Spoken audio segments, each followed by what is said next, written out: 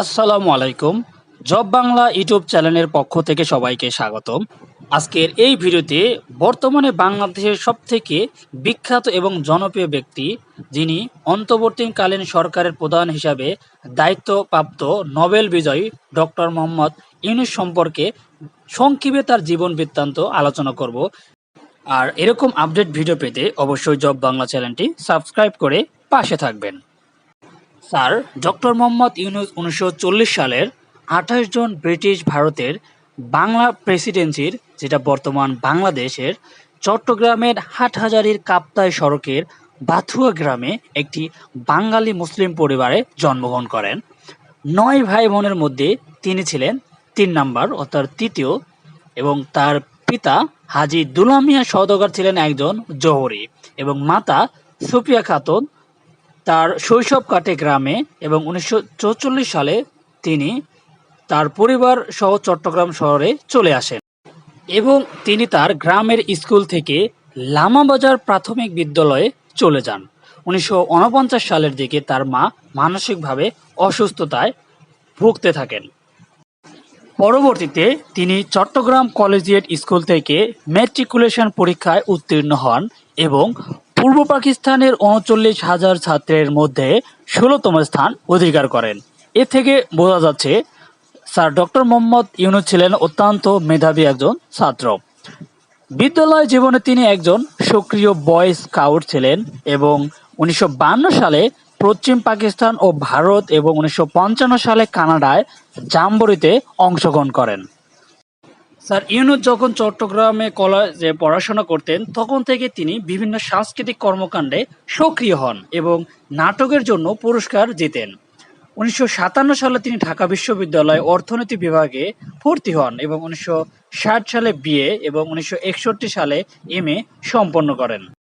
স্নাতক এবং স্নাতকোত্তর শেষ করার পরে তিনি নুরুল ইসলাম এবং রেহমান সোবহানের অর্থনৈতিক গবেষণা সহকারী হিসাবে অর্থনীতি ব্যুরোতে যোগ দেন এবং একই বছরে 1961 সালে চট্টগ্রাম কলেজে অর্থনীতির প্রভাষক হিসাবে নিয়োগ পান। একই সময়ে তিনি পাশাপাশি একটি লাভজনক প্যাকেজিং কারখানা স্থাপন করেন। তিনি 1965 সালে মার্কিন যুক্তরাষ্ট্রে পড়াশোনার জন্য ফুল ব্রাইট স্কলারশিপ লাভ করেন। 1971 সালে ভ্যান্ডারবিল্ট বিশ্ববিদ্যালয়ের graduate program in economic development GPED থেকে অর্থনীতিতে পিএইচডি ডিগ্রি অর্জন করেন। 1969 থেকে 72 সাল পর্যন্ত স্যার ইউনূস মার্সিসবোরোতে মিডল টেনেসি স্টেট ইউনিভার্সিটিতে অর্থনীতির সহকারী অধ্যাপক ছিলেন। তৎকালীন বাংলাদেশের মুক্তিযুদ্ধে তিনি একটি নাগরিক কমিটি প্রতিষ্ঠা করেন এবং অন্যান্য বাংলাদেশিদের সাথে যুক্তরাষ্ট্রের মুক্তিযোদ্ধাদের জন্য সমর্থন সংগ্রহ করতে বাংলাদেশের ইনফরমেশন সেন্টার পরিচালনা করেন। তিনি ন্যাশভিলের তার বাড়ি থেকে বাংলাদেশ নিউজ লেটারও প্রকাশ করতেন। যুদ্ধ শেষ হলে তিনি বাংলাদেশে ফিরে আসেন এবং পরবর্তীতে তিনি 1976 সালে গ্রামীণ ব্যাংকের ধারণা প্রকাশ করেন এবং সর্বশেষ 1983 সালে তিনি গ্রামীণ ব্যাংক প্রতিষ্ঠা করেন। এ পর্যায়ে আমরা জানব স্যার ডক্টর মোহাম্মদ ইউনূসের পুরস্কার সম্পর্কে।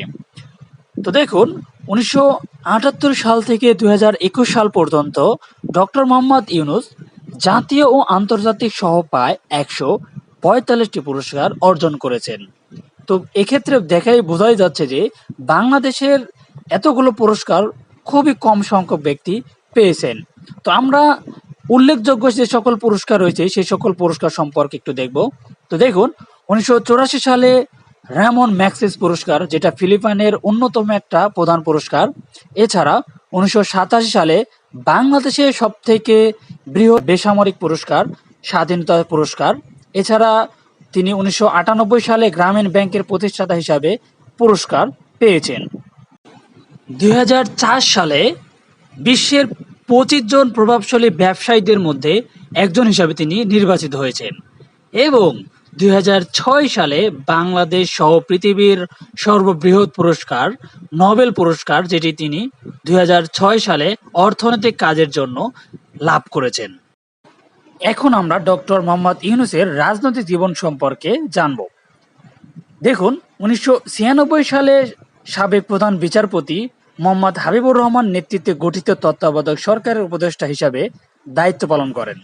তিনি প্রাথমিক ও গণশিক্ষা মন্ত্রণালয়, বিজ্ঞান এবং প্রযুক্তি মন্ত্রণালয় এবং পরিবেশ ও বন মন্ত্রণালয়ে দায়িত্ব ছিলেন। এবং ফাইনালি ২০২৪ সালের ৫ আগস্ট আন্দোলনের মুখে শেখ হাসিনার পদত্যাগের পর বাংলাদেশের রাজনৈতিক অচল অবস্থা তৈরি হয়। এমন সময় বৈষম্য বিরোধী ছাত্র আন্দোলনে মোহাম্মদ ইউনূসকে বাংলাদেশ সরকারের অন্তর্বর্তীকালীন সরকারের প্রধান হিসাবে প্রস্তাব করে। পরবর্তীতে রাষ্ট্রপতি মোহাম্মদ শাহাবুদ্দিন এতে সম্মতি জ্ঞাপন করেন এবং অন্তর্বর্তীকালীন সরকারের প্রধান উপদেষ্টা হিসাবে নিয়োগ প্রদান করেন।